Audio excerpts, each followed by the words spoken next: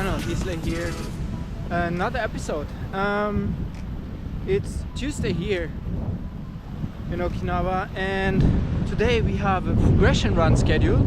I'm quite thrilled about that because we haven't had speed for a while, so I really like to do it. But if there is a lot of wind distortion going on, I better apologize in advance that the sound quality won't be that good. Big disclosure here, I'm not a coach, I'm not a runner, I'm not a pro athlete.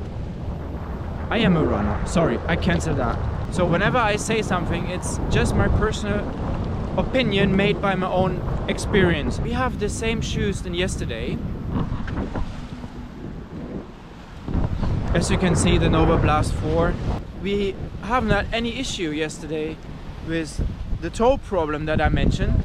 Probably a runner's toe that I have to deal with my right big toe. But yeah, that's okay, that's okay. Don't tell anyone.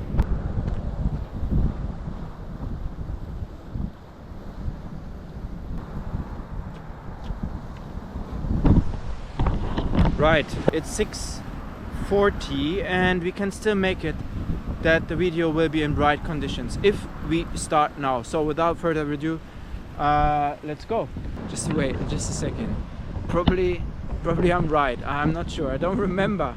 But yeah, whatever. I think we have 5 minutes warm up, heart rate zone 1 kind of stuff. Then we have 25 minutes easy pace, heart rate zone 2, followed by our first faster interval. I think it's 16 minutes.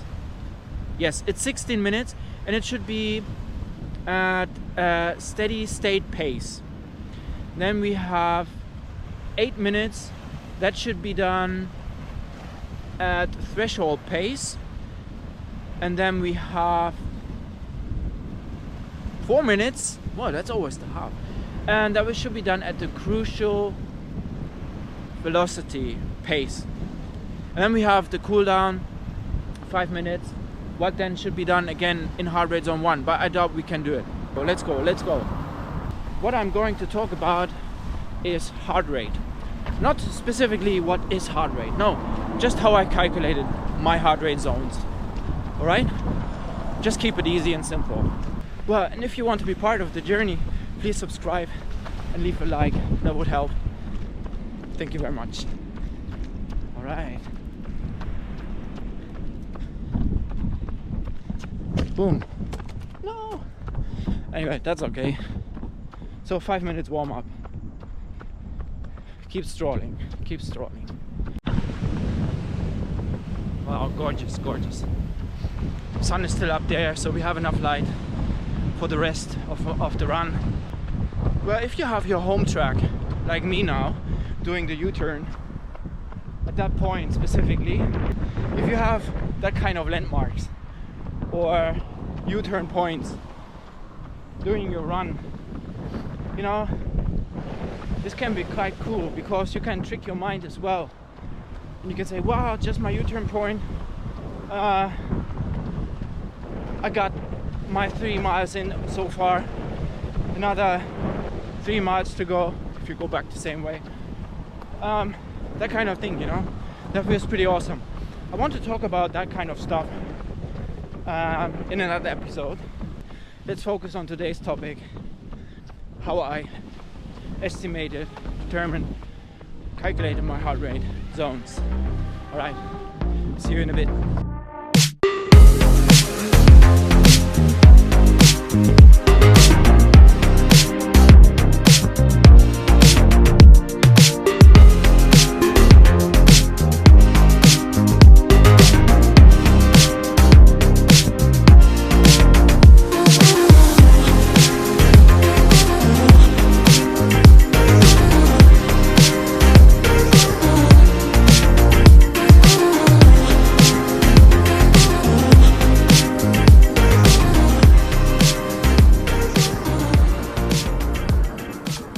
First of all, I had no smartwatch, no running watch to be precise, and everybody talked about heart rate zone 1 training, heart rate zone 2 training, that kind of stuff. You have to do something for your base, you know, that kind of thing. That would be very important if you have a foundation when you start your running journey.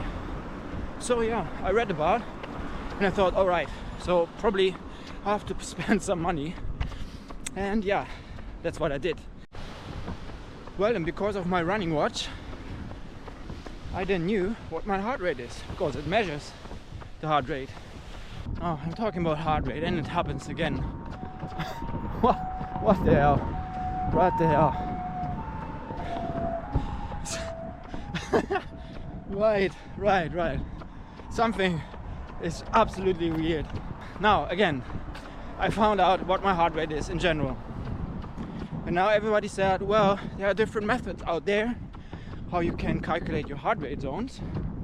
Everybody knows 220 minus your age kind of stuff, but everybody is saying that this is not accurate because it's quite too simple to just have an value and you just subtract your age. Doesn't really sound accurate, but the idea behind is okay. The idea behind is correct. So I kept on researching and stumbled over the marathon kind of thing, and that approach is 180 minus your age. Well, and then there are different things that you can play with at the end. So once you've done that, you just add maybe 5 beats or lower your estimated heart rate by 5 beats. It depends on circumstances. I don't want to dive deeper into those details, but I kept on researching and I found out something new that I didn't know before. Your lactate threshold can be used. So as well, your lactate threshold is estimated by your running watch. It's not calculated precisely. I think it's estimated. So after a while, after running, your running watch understands how you perform and gives you a number. And that number is basically something that is your lactate threshold heart rate.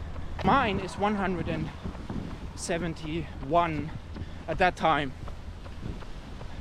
Right, so you can have the calculation done with using your lactate threshold heart rate, but I kept on researching. Then I found out after a while that my running watch can actually estimate my resting heart rate, and every day it gives me that number.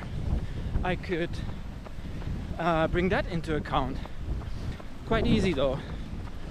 And if you research like what you can do with your resting heart rate, probably the next thing you will come across is the Hokkaido Marathon. And yeah, that's what I did.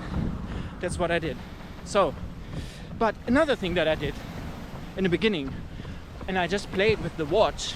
Oh, by the way, we have to increase the pace now. Let's go.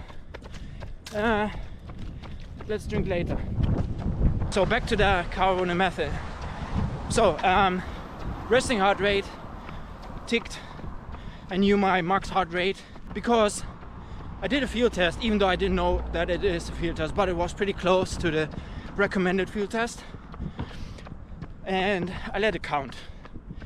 So I was really exhausted. I was sitting down, and then I said, no, come on, let's do it again.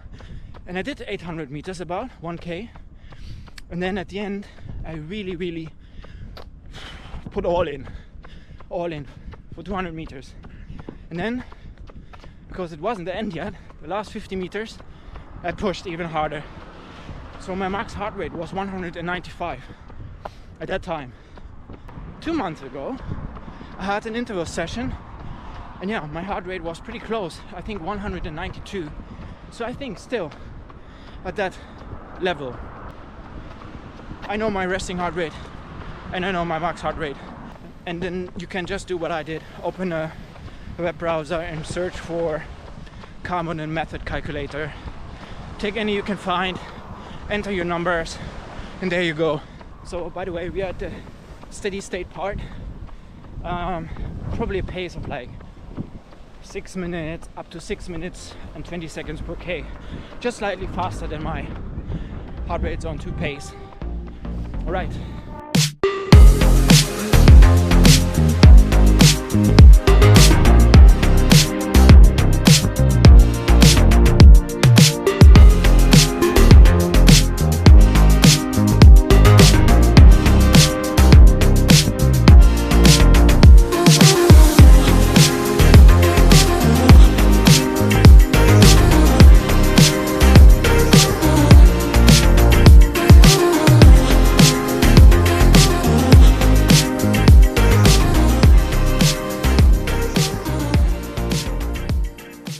About 10 minutes already done that steady state part at like 6 minute per K pace, and I can still talk. Heart rate is at 158, 160.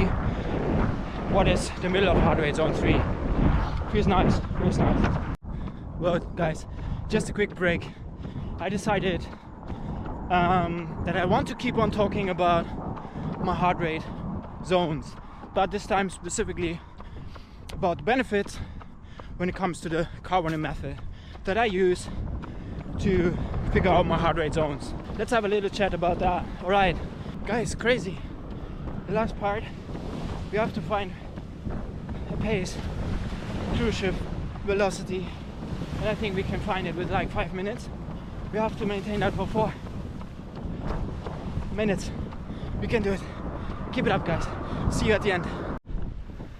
Alright guys, just done with the last interval. We still have the cool down in front of us, but I realized that the light is quite bad and I hope you can still see me. So at least I want to say thank you very much again that you found the way to the channel, that of course you tuned in and watched hopefully until the end. If you want to know more about recovery stuff, if you want to know more how to beat the heat, I will link those videos up at the end, and please have a look. Right, so guys, we still have 5 minutes in front of us, a cool down that I really want to enjoy. If you want to be part of my journey again, please subscribe and like the video so you will let YouTube understand what's going on with us. Alright guys, see you tomorrow. Have a good one.